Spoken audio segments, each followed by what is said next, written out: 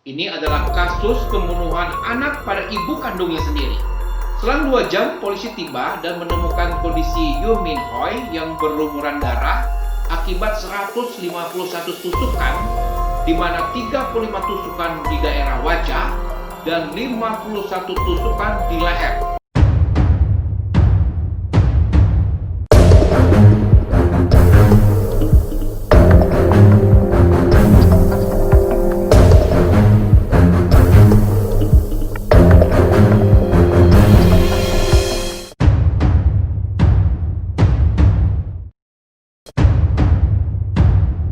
Hai bro and sis, kembali di channel Mr. Joe Official. Jangan lupa untuk subscribe agar channel ini terus berkembang dan kasih like bila hal ini bermanfaat bagi Anda. Dan tekan belnya agar Anda menjadi orang yang pertama menerima informasi baru dari channel Mr. Joe Official. Saat ini Mr. Joe akan membahas cerita tragis yang terjadi 7 tahun lalu. Dan kebetulan saat ini kisah tersebut memanas lagi di Indonesia dan di beberapa akun TikTok dan Instagram. Ini adalah kasus pembunuhan anak pada ibu kandungnya sendiri. Perempuan bernama lengkap Isabella Guzman ini membunuh ibu kandungnya sendiri yang bernama Yoon Min Hoi dengan cara yang tragis. Ia membunuh ibunya dengan 151 tusukan, termasuk 35 tusukan di wajah dan 50 tusukan di bagian leher mamanya sendiri. Namun meski ia terbukti bersalah, menusuk dan membunuh ibunya, ia tidak dipenjara. Pasalnya, Isabella memiliki penyakit skizofrenia yang membuatnya harus mendapat perawatan di rumah sakit jiwa. Apa sih skizofrenia itu? Saya jelaskan sedikit perihal tentang penyakit ini. Paranoid schizophrenia adalah gangguan yang mempengaruhi kemampuan seseorang untuk berpikir, merasakan, dan berperilaku dengan baik. Penyebab pasti dari schizophrenia tidak diketahui, namun kombinasi genetika, lingkungan, serta struktur dan senyawa kimia pada otak yang berubah mungkin berperan atas terjadinya gangguan kejiwaan ini. Schizophrenia ditandai dengan pemikiran atau pengalaman yang nampak tidak berhubungan dengan kenyataan, ucapan atau perilaku yang tidak teratur, dan penurunan partisipasi dalam aktivitas sehari-hari. Kesulitan dalam berkonsentrasi dan mengingat. Gangguan penyakit ini menyebabkan penderitanya sering berkhayal atau berhalusinasi. Penanganan biasanya seumur hidup dan sering melibatkan kombinasi obat psikoterapis dan layanan perawatan khusus terkoordinasi. Sekarang kita bahas kembali kasus heboh ini. Hubungan Isabella Guzman dan mamanya bernama Yoon Min Hoi terbilang tidak baik. Hal ini berdasarkan keterangan papa tiri Isabella. Hubungan keduanya makin bertambah buruk ketika mamanya memutuskan untuk menikah lagi dengan Rian Hoi. Isabella disebutkan sering membentak dan bertindak kasar kepada orang tua. Isabella dan mamanya juga kerap bertengkar setiap hari. Para tetangga juga kerap membuat laporan ke polisi akibat Isabella suka bertindak aneh dan mengganggu orang lain. Kronologis kejadian.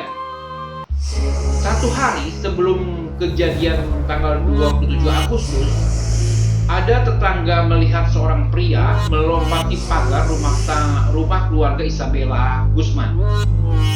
Pria tersebut kemudian diketahui sebagai kekasih dari Isabella yang sering mengunjunginya. Hal kejadian ini kembali memicu keributan pada saat dan hari itu 1 hari sebelum kejadian. Akibat pertengkaran ini, Isabella sempat mengirim ancaman kepada mamanya lewat sosial media, di mana Isabella menulis dengan kata-kata yang cukup aneh, yaitu "kamu harus menebusnya". Karena ancaman ini, sang mama sempat panggil polisi ke rumah dan polisi pun memberikan Isabella nasihat, tapi diacuhkan. Papa tiri Isabella juga kerap memberikan nasihat sebelumnya, tapi tak dianggapnya. Tentu saja hal ini tidak berefek apapun karena Isabella saat itu sedang sakit skizofrenia. Kejadian pembunuhan itu terjadi pada tanggal 28 Agustus 2013, satu hari setelah pertengkaran sebelumnya. Isabella Guzman membunuh ibunya saat usianya baru menginjak 19 tahun. Yoo Min-hoy kembali ke rumah setelah pulang kerja dari usaha sendiri di Bella Studio. Dia selalu berangkat pagi dan pulang malam hari. Saat itu sekitar pukul 2.30 waktu setempat, Yoo Min-hoy baru saja pulang kerja. Perempuan berusia 47 tahun itu pun langsung menuju kamar mandi, namun tak berselang lama, Ryan Hoy, suami Yoo Min-hoy, mendengar suara pukulan, benturan, teriakan dari sang istri di lantai atas kamar mandi. Ryan Hoy langsung bergegas naik ke ruang atas, ke ruang kamar mandi tersebut. Tapi Isabella Guzman menghalangi akses masuk ke kamar mandi. Tetapi sekilas Ryan Hoy melihat ada darah mengalir dan dari balik pintu kamar mandi, dan dia langsung menghubungi polisi.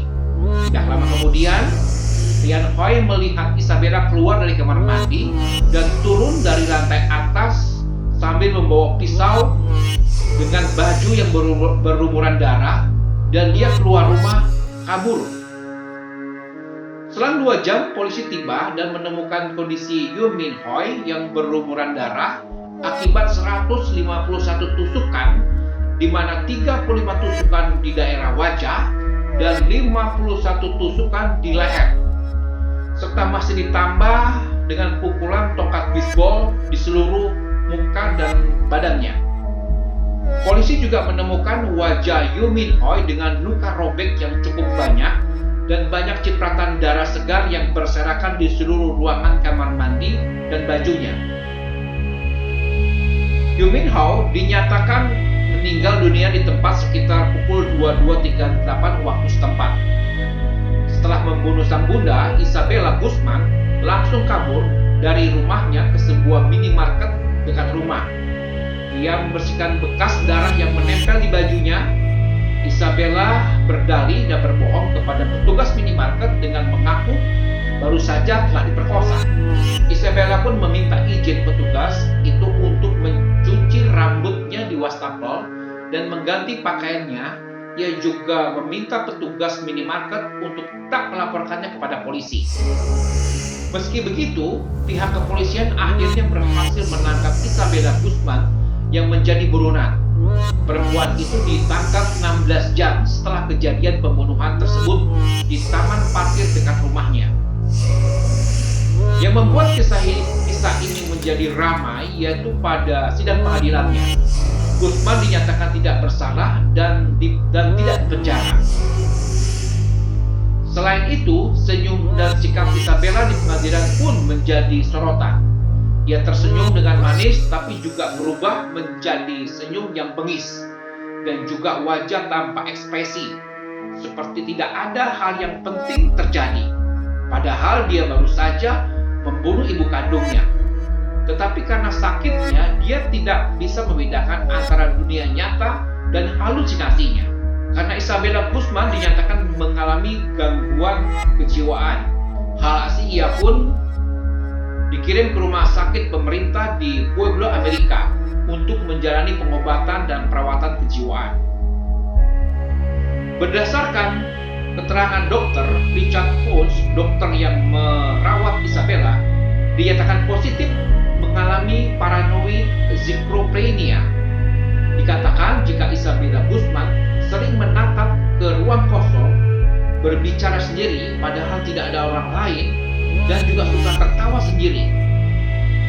Dokter mengungkapkan jika Guzman selama ini berdelusi jika Yoo Min-hoy bukanlah ibu kandungnya.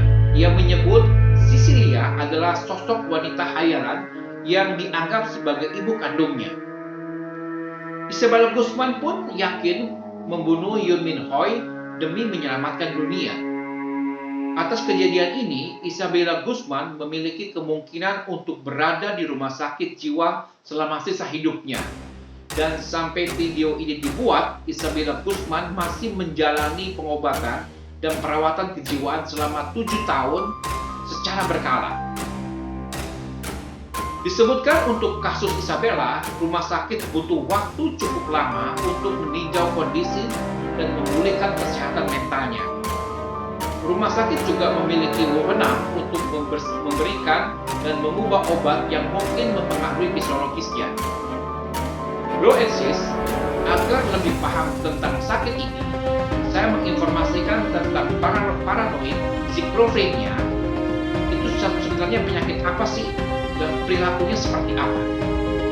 Fisiolog Dina Calbiotro dalam ulasannya tentang paranoid schizophrenia menjelaskan bahwa salah satu gejala gangguan ini adalah penderita tidak dapat membedakan mana yang nyata dan mana yang khayalan atau halusinasi. Hal ini membuatnya sulit menjalani kehidupan seperti orang pada umumnya. Sakit kejiwaan schizophrenia terjadi pada 1,1% orang dari populasi orang di seluruh dunia, maka penderita paranoid schizophrenia lebih banyak. Bahkan dinyatakan sebagai jenis gangguan mental kronis paling umum. Rata-rata yang mengalami gangguan ini mereka yang baru memasuki usia antara 18 sampai dengan 30 tahun. Sangat jarang penyakit ini dialami oleh orang di atas usia 45 atau 16 tahun. Sebelum 16 tahun maksudnya. Sejumlah gejala bisa dialami penderita paranoid schizophrenia seperti Isabella Guzman. Ada 6 perilaku yang menunjukkan penyakit kejiwaan ini. 1. Delusi atau suka berhayal. Bukan berarti hayalan biasa yang hanya mengawang-awang di pikiran, bukan.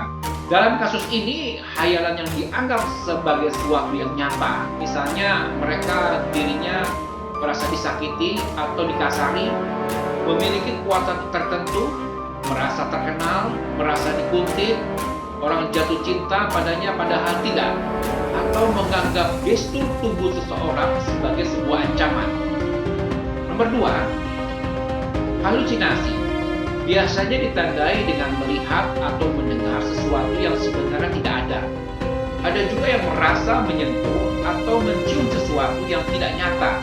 Tapi kebanyakan penyakit paranoid schizophrenia akan merasa mendengar hal-hal di luar nalar. Ketiga, keras kepala. Mereka tidak bisa dibantah tentang hal-hal atau keyakinan tak biasa yang ada di pikirannya.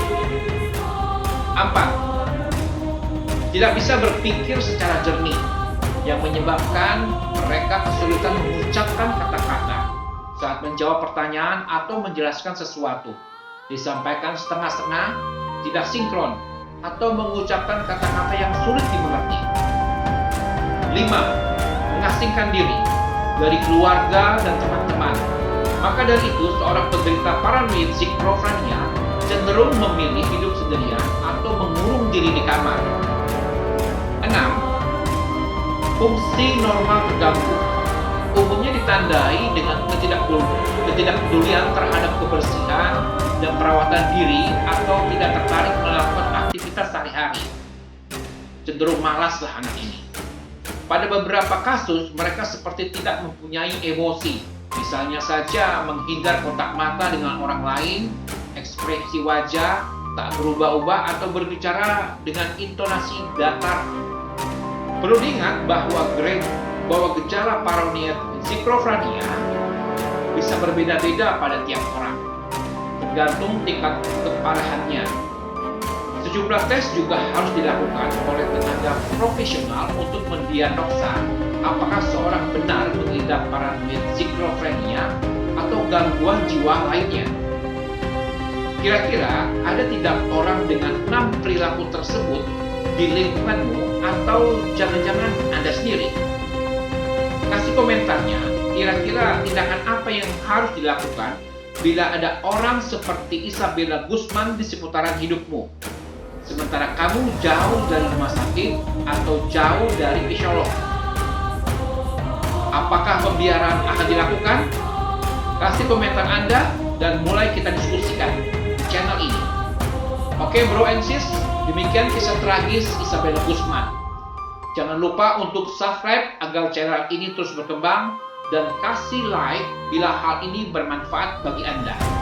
Dan tekan belnya agar Anda menjadi orang yang pertama menerima informasi baru dari channel ini. Channel Mr. Joe Official. Terima kasih.